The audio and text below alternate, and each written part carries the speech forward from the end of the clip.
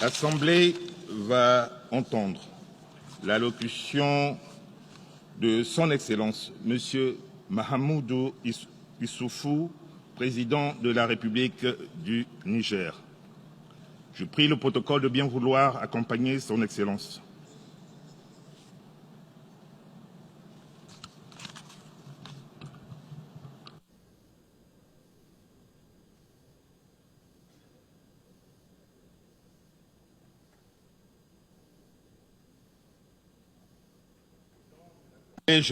Au nom de l'Assemblée générale, j'ai l'honneur de souhaiter la bienvenue à l'Organisation des Nations Unies, à Son Excellence M. Mahamoudou Issoufou, président de la République du Niger. Et je l'invite à prendre la parole devant l'Assemblée. Monsieur le Président.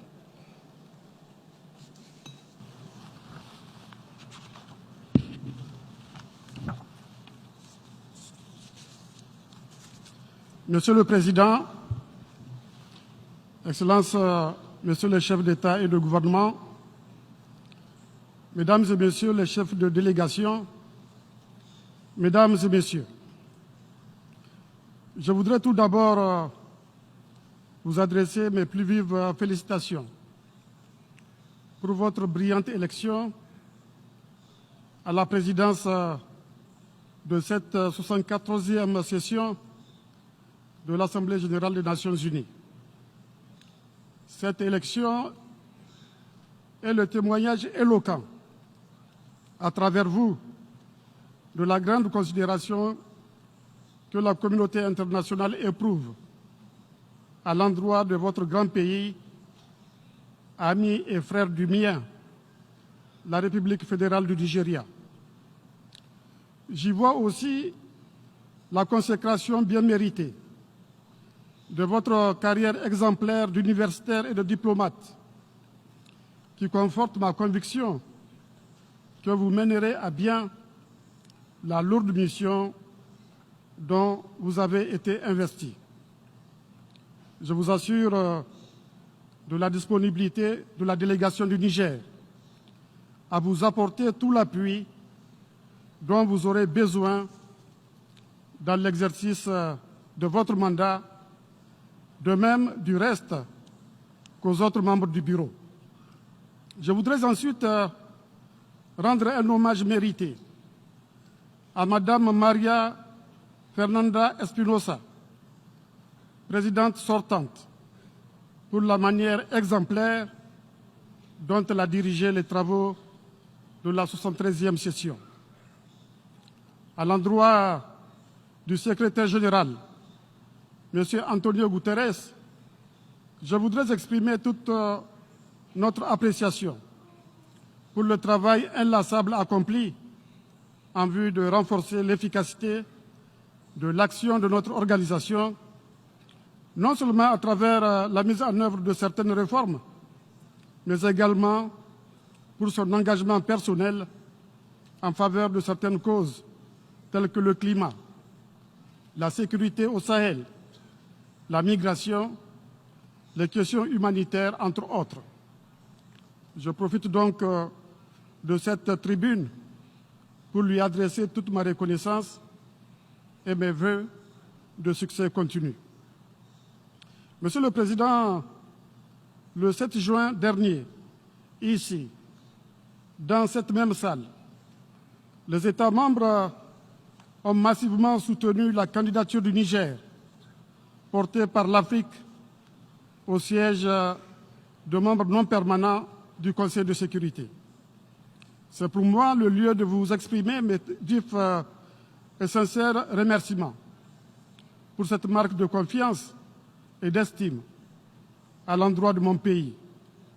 Pour ma part, je mesure grandement notre responsabilité et je puis vous assurer que mon pays, le Niger, assumera cette charge avec engagement et conviction pour contribuer à la recherche de solutions aux différents défis auxquels la communauté internationale est confrontée. Monsieur le Président, le thème choisi cette année pour notre présente session à savoir dynamiser les efforts multilatéraux pour l'éradication de la pauvreté, l'éducation de qualité, l'action contre le changement climatique et l'inclusion, est pertinent à plus d'un titre. Il constitue d'abord le juste prolongement du thème de notre précédente session, portant sur nos responsabilités partagées au service de sociétés pacifiques, équitables et durables.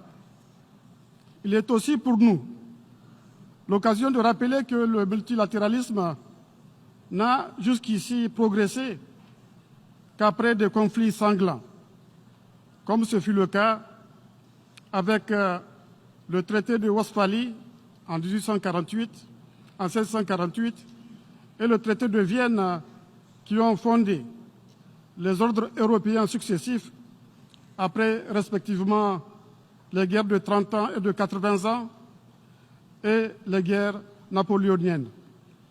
Il en est ainsi de même de la tentative de mise en place de la Société des Nations après le premier conflit mondial et de notre organisation, l'ONU, après le second conflit mondial. À chaque fois, l'objectif était de mettre en place des règles et des institutions capables d'instaurer un ordre favorable à des relations internationales pacifiques, un ordre régi par le droit permettant de sortir de l'état de nature où chaque État dispose de la liberté absolue de recourir à la force. Dans le préambule de la charte de notre organisation, il est du reste annoncé qu'il s'agit d'éviter aux générations futures le fléau de la guerre. Nous ne devons donc pas oublier les enseignements de l'histoire. La complexification des relations internationales rend le multilatéralisme plus que jamais nécessaire dans un monde de plus en plus globalisé où l'interdépendance des États et des nations est de plus en plus croissante. Le monde doit s'engager dans une coopération gagnant-gagnant et non dans des relations à somme nulle, comme le prouve le dilemme du prisonnier. Le monde a besoin d'institutions de régulation. Il est vrai que les intérêts nationaux des gouvernements mènent les politiques des gouvernements, mais les intérêts nationaux sont mieux défendus dans la coopération que dans l'affrontement. Monsieur le Président, le thème de la présente session est également pertinent au regard des défis auxquels la communauté internationale est actuellement confrontée. En effet, la situation internationale est caractérisée par un début de retour à la course aux armements, les tensions commerciales, la montée des populismes et de la xénophobie, l'accroissement des inégalités, l'augmentation spectaculaire des flux migratoires, la propagation des menaces des organisations terroristes et criminelles, ainsi que les conséquences du changement climatique. Nous sommes dans un monde où, pendant que certains meurent d'obésité, d'autres meurent de faim. Nous sommes dans un monde où le nombre de réfugiés et de déplacés, chassés par la pauvreté, le climat et l'insécurité, est estimé à plus de 70 millions en 2018. Au Niger, nous en accueillons 300 000. Nous sommes dans un monde où le nombre de pauvres est estimé à 800 millions de personnes, pendant que les 1% les plus riches ont profité 2 fois plus de la croissance des revenus que les 50% les plus pauvres. Depuis une quarantaine d'années, les inégalités augmentent dans presque tous les pays.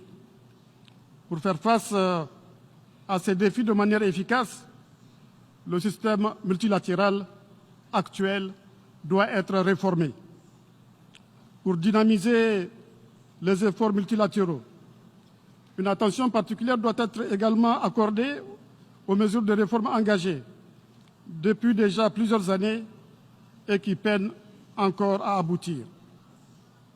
Le train des réformes demeurera incomplet sans avancée significative sur la réforme du Conseil de sécurité, aussi bien en ce qui concerne la représentation équitable en son sein qu'en ce qui concerne ses méthodes de travail et de fonctionnement.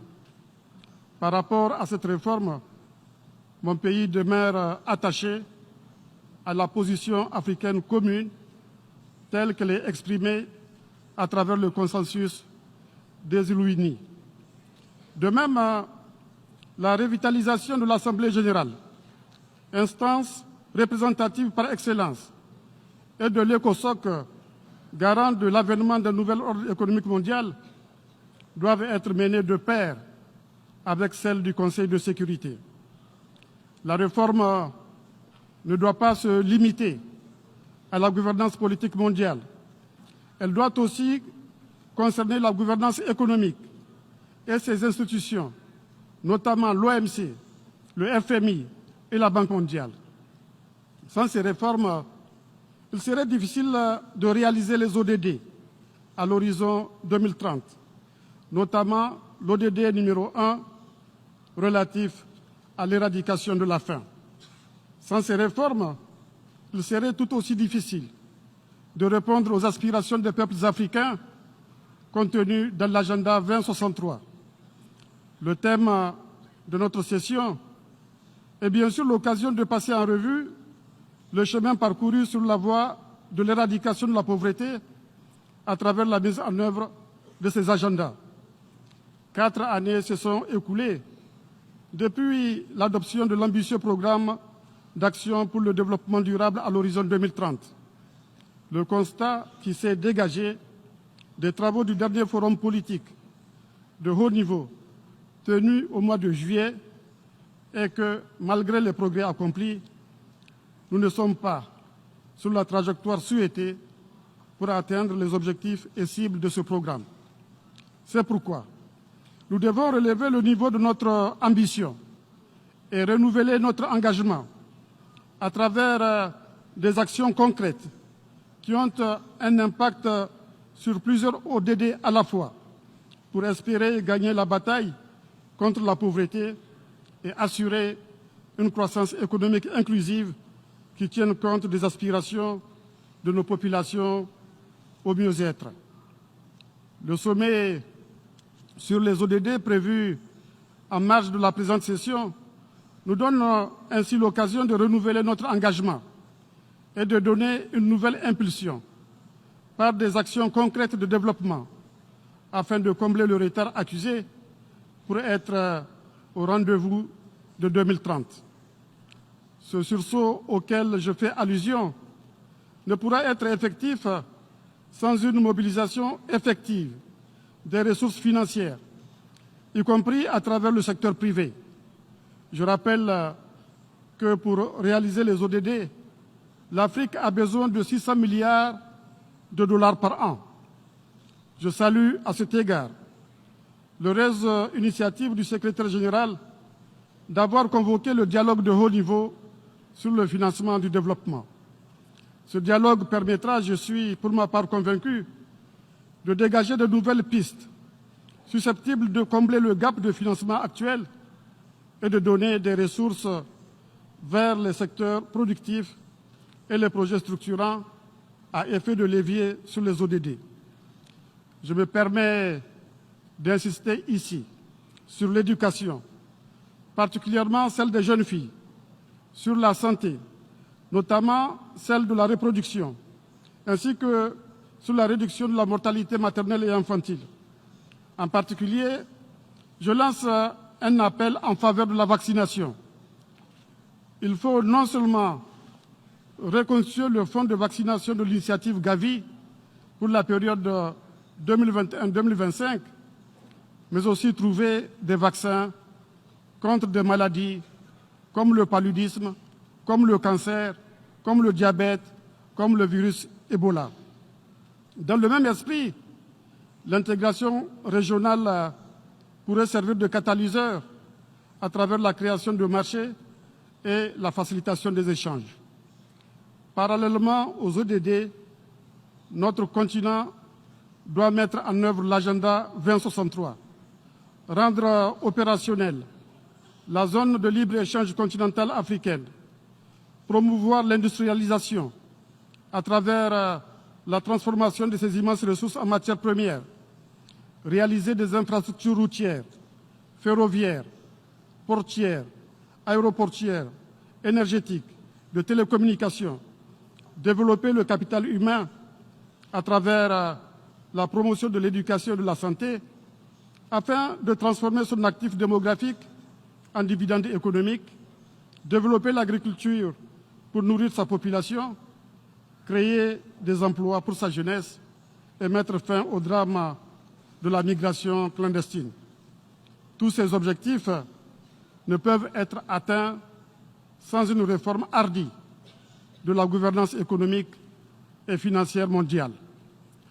Il me plaît de vous informer que le 7 juillet dernier, il a été procédé à Niamey au financement de la phase opérationnelle de la zone de libre-échange continentale africaine.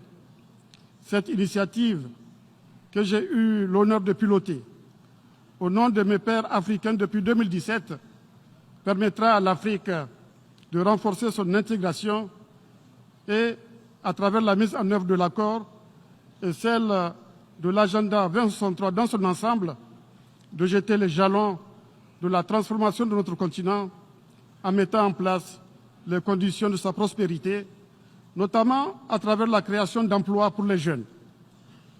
Monsieur le Président, c'est désormais une évidence. Les pays du Sahel et du bassin du lac Tchad sont devenus le théâtre d'opérations des organisations terroristes et criminelles dont la menace fait partie des questions qui relèvent par excellence du multilatéralisme. En effet, la sécurité est un bien public mondial. En mettant en place des coalitions fortes de lutte contre le terrorisme en Afghanistan, en Irak et en Syrie, la communauté internationale l'a bien compris. Nous déplorons qu'il n'en soit pas ainsi au Sahel et dans le bassin du lac Tchad, où les menaces des organisations terroristes et criminelles ont été amplifiées par la crise libyenne, crise dans le déclenchement de laquelle la communauté internationale a de graves responsabilités. Par conséquent, comme j'ai eu à l'indiquer à maintes reprises, la communauté internationale ne doit pas détourner son regard de ces deux régions dont les populations, notamment les femmes et les enfants, connaissent des souffrances indescriptibles. Populations réfugiées ou déplacées, fermeture d'écoles sacrifiant des générations de jeunes qui n'ont plus l'occasion de s'instruire. Pour faire face à la situation, la communauté internationale doit trouver une solution urgente à la crise libyenne, notamment en désignant un envoyé spécial conjoint, Union africaine, ONU. Aider à renforcer les capacités opérationnelles et de renseignement des forces de défense et de sécurité des États membres. Renforcer les capacités opérationnelles et de renseignement de la force mixte multinationale qui opère contre Boko Haram dans le bassin du lac Tchad et de la force conjointe du G5 Sahel que nous souhaitons voir placée sous le chapitre 7 de notre charte. La nouvelle stratégie des groupes terroristes visant à entraîner des conflits intercommunautaires et l'extension de l'insécurité vers des pays jusque-là épargnés sont autant de raisons qui militent en faveur d'une action concertée de notre part contre le groupe terroriste. C'est du reste pourquoi, le 14 septembre dernier, un sommet extraordinaire des chefs d'État et de gouvernement de la CEDEAO, spécialement consacré à la sécurité régionale et à l'examen des voies et moyens d'y faire face de manière collective, s'est tenu à Ouagadougou, au Burkina Faso. Ce sommet traduit le fort engagement des dirigeants de notre région face à ce fléau, mais il conforte également l'option de la mutualisation de nos moyens face à un ennemi commun de plus en plus organisé et qui conserve une capacité militaire avérée. Je me félicite de ce que la CEDEAO, à l'occasion de ce sommet extraordinaire, ait pris des décisions fortes dans ce sens. À ces décisions s'ajoutent d'autres mesures non moins fortes. La demande du changement du mandat de la MINUSMA, y compris son extension au-delà du territoire malien, conformément à la résolution 2480. L'adoption du plan d'action 2020-2024 avec une dotation initiale des pays membres de la CEDEAO de 1 milliard de dollars. En ma qualité de président en exercice de la CEDEAO, j'invite la communauté internationale, particulièrement les Nations unies, à prendre en compte les conclusions de ce sommet au regard de leur pertinence. C'est ici l'occasion de saluer l'initiative conjointe du président français Emmanuel Macron et de la chancelière Angela Merkel relative à la mise en œuvre d'un partenariat pour la stabilité et la sécurité au Sahel. Je fonde l'espoir qu'il permettra à nos populations de mesurer l'intérêt que leur porte la communauté internationale. J'adresse nos sincères remerciements à tous les partenaires qui nous apportent leur soutien, notamment à travers l'Alliance Sahel, en vue d'accompagner les efforts de développement de nos États et qui contribuent ainsi à la stabilité de la région. Une harmonisation de l'action de ces divers partenaires s'avère nécessaire pour un meilleur résultat. Il n'est jamais inutile de le rappeler. La victoire à terme contre le terrorisme passe par le développement économique et social. Monsieur le Président, la question des effets du changement climatique dépasse les frontières et relève des compétences de la communauté internationale. Comme l'illustre la situation du Sahel et du bassin du lac Tchad, il existe une liaison étroite entre pauvreté, terrorisme et changement climatique. C'est pourquoi je lance un appel à tous les États membres s'agissant des questions climatiques pour que les conclusions de notre sommet spécial tenu hier, le 23 septembre, soient appliquées. En effet, tout le monde reconnaît aujourd'hui l'impérieuse nécessité de mutualiser nos forces et nos moyens en vue de trouver des solutions acceptables et durables pour protéger notre planète et permettre aux générations futures d'hériter d'un monde où il fera bon vivre.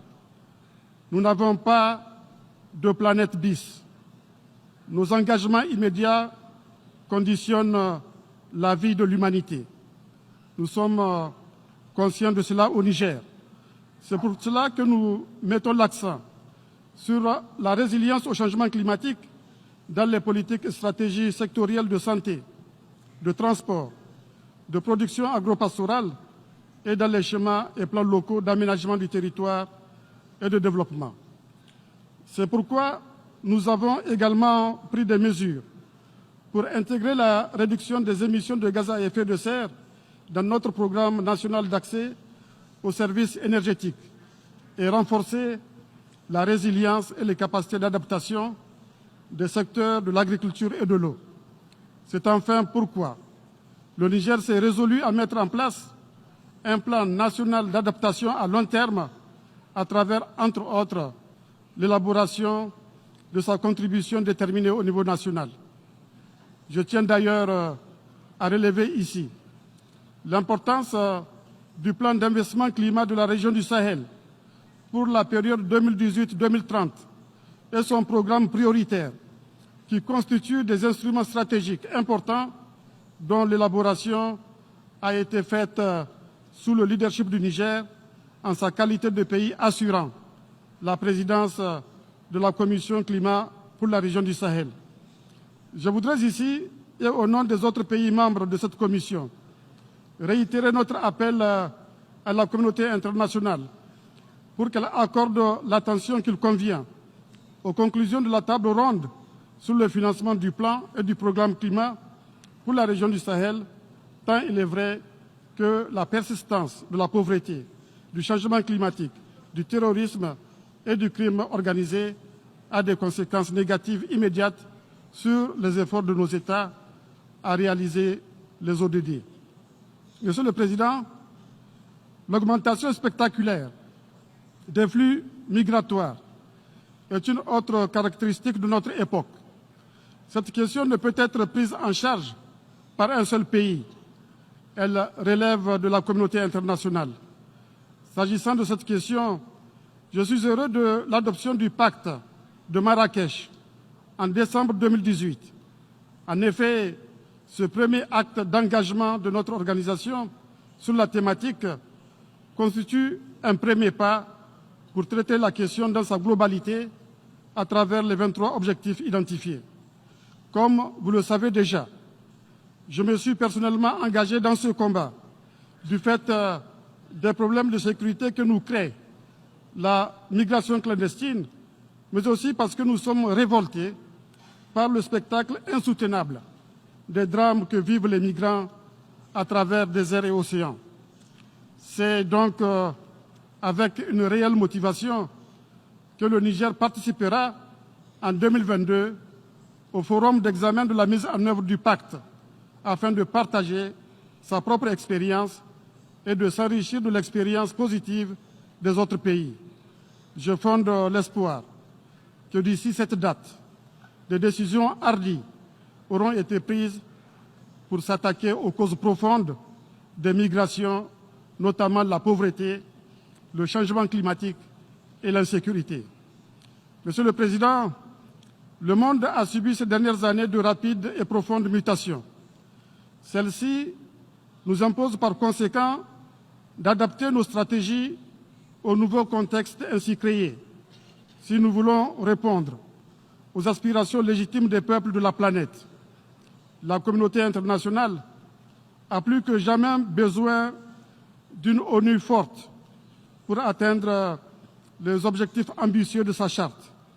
Il est donc nécessaire d'appuyer sans relâche le secrétaire général dans ses efforts visant à réformer l'organisation, à renforcer son rôle et à la doter des moyens pouvant lui permettre de remplir ses missions de façon adéquate.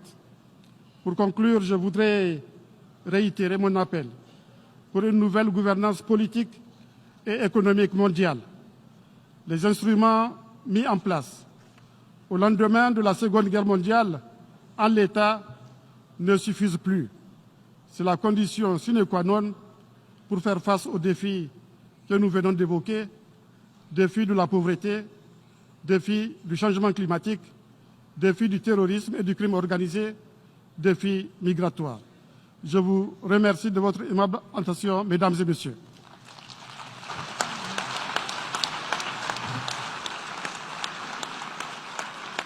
Au nom de l'Assemblée générale, je tiens à remercier Son Excellence M. Mahamadou Issoufou, président de la République du Niger, de l'allocution qu'il vient de prononcer. Je demande aux membres des délégations de bien vouloir rester assis pendant que la vice-secrétaire générale, la secrétaire et moi prenons congé du président.